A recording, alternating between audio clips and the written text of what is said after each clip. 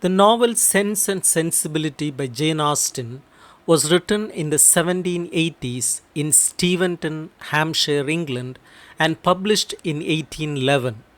Blending elements of classicism and romanticism, it is a novel of manners set in late 18th century England, depicting life at various country estates and in London.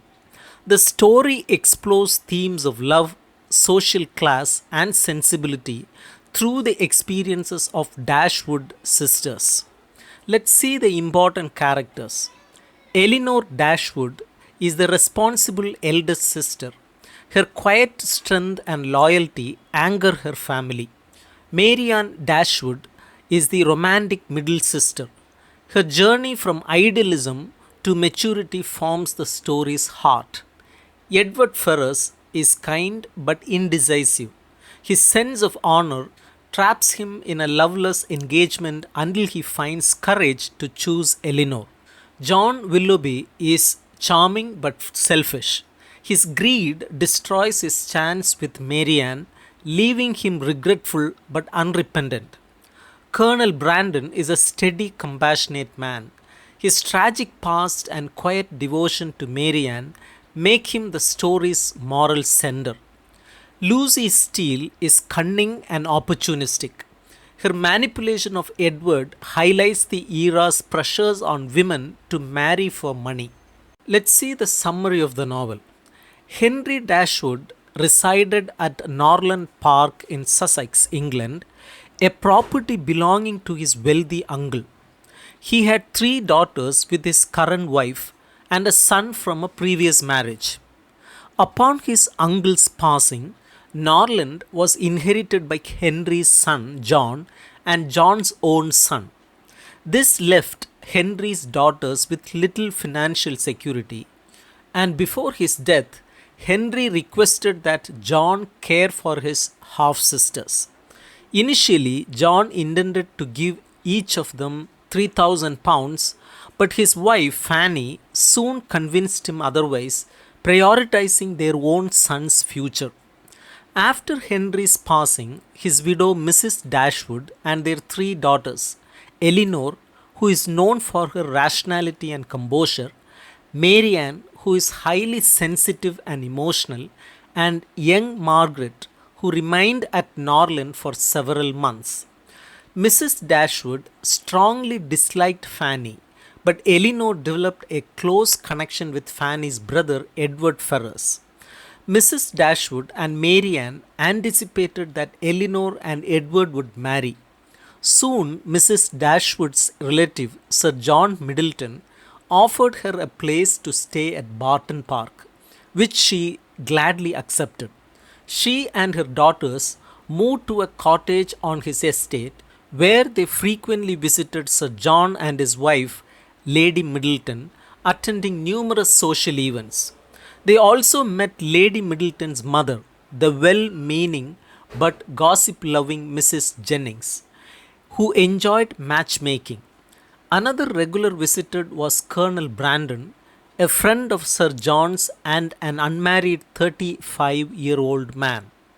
It quickly became clear that Brandon admired Marianne, but she dismissed the idea of marrying someone she considered too old and lacking in refinement. One day, while out walking, the Dashwood sisters were caught in the rain. As they hurried home, Marianne fell and injured herself. A gentleman passing by came to her aid, carried her home, and introduced himself as Willoughby. The Dashwoods soon encountered Willoughby again at a dinner at Barton Park. Sir John remarked that Willoughby was very well worth catching, and Marianne took a liking for him.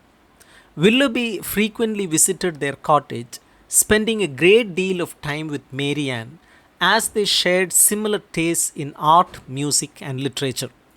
Mrs. Dashwood speculated that an engagement might be imminent.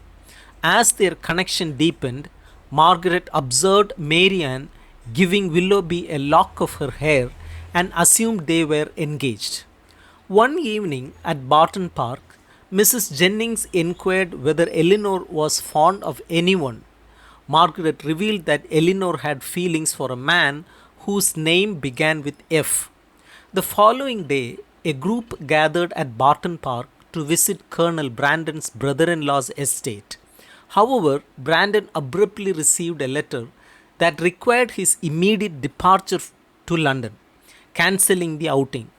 Instead, the group decided to tour the countryside with Willoughby and Marianne going off together in his carriage to visit Allenham, an estate he was likely to inherit. Over the next few days, Willoughby continued to act as though he was deeply in love with Marianne.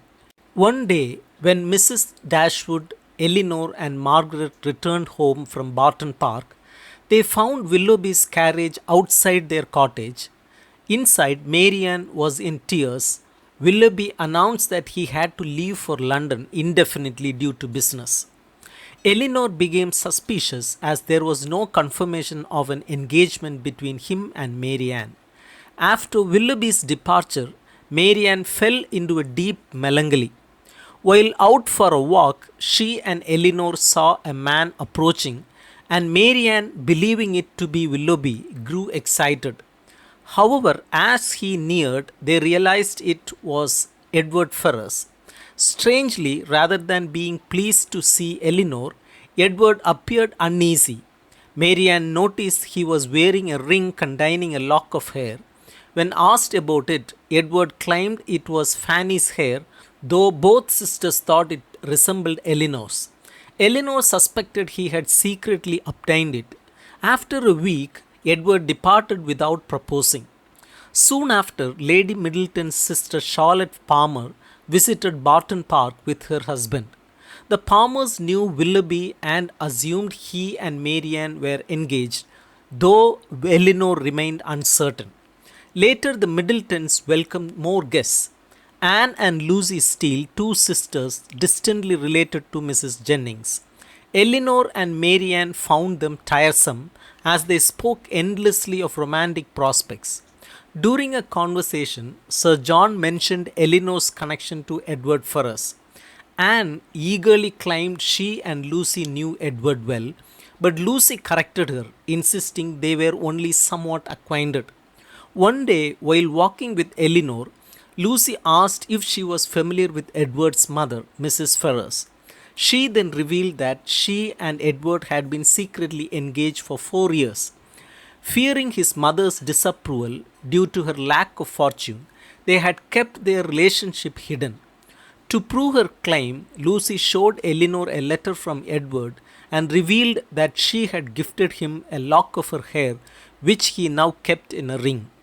Elinor was shocked but could not doubt Lucy's story. She began to question whether Edward had misled her by encouraging her affections. Later, after a social gathering, she pressed Lucy for more details. Lucy affirmed that she and Edward were in love but expected to wait until Mrs. Ferrars' death before they could marry. As January arrived, Mrs. Jennings invited Elinor and Marianne to stay with her in London.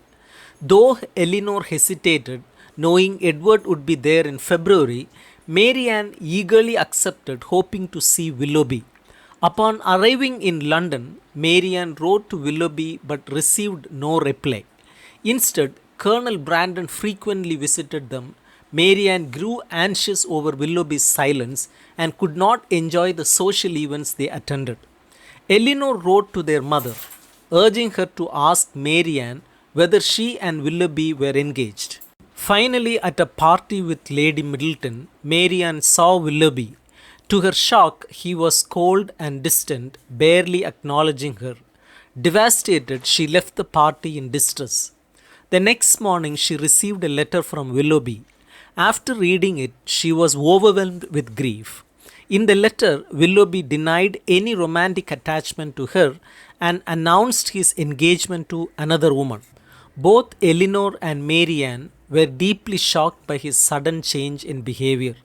Elinor attempted to console her sister, encouraging her to restrain her emotions. However, Marianne insisted she could not feign indifference. News spread that Willoughby was engaged to a wealthy man named Miss Grey. Elinor learned that Marianne and Willoughby had never been formally engaged. He had only implied his affections. Mrs. Jennings tried to lift Marianne's spirits by predicting that she would now marry Colonel Brandon. Hearing of Marianne's heartbreak, Colonel Brandon visited Elinor and shared information he believed might help. He recounted the story of a woman named Eliza, whom he had once loved. Forced into marriage with Brandon's brother, Eliza had suffered greatly.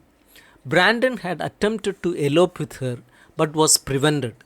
He later left to serve in the military, and in his absence, Eliza was led astray by various men. She eventually divorced Brandon's brother and fell into financial ruin. When Brandon returned, he found her dying of consumption.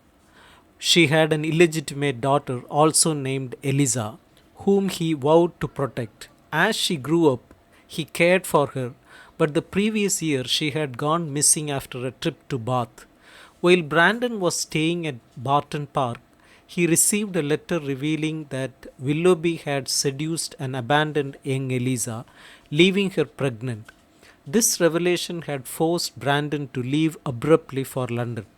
Elinor was stunned but grateful to Brandon's honesty.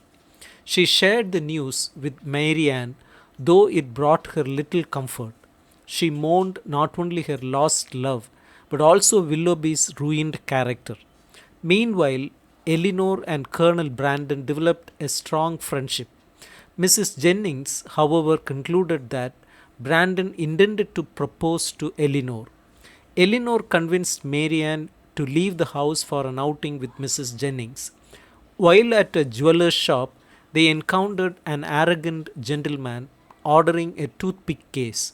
At the same store, Elinor unexpectedly ran into her brother John, who had just arrived in London. The following day, he visited the Dashwood sisters, meeting their acquaintances, including Mrs. Jennings, Colonel Brandon, and Middleton's. John remarked that he was sure Brandon was interested in Elinor and congratulated her. The story of Sense and Sensibility is mainly about marriage. It begins with Elinor and Marianne as unmarried but eligible young women and ends when both are married. Most characters in the novel are focused on engagements, possible matches, and marriage, making love an important theme as the sisters fall in love and hope to marry the men they love. However, marriage in the novel is not just about love, often it is more about wealth, family connections, and social status.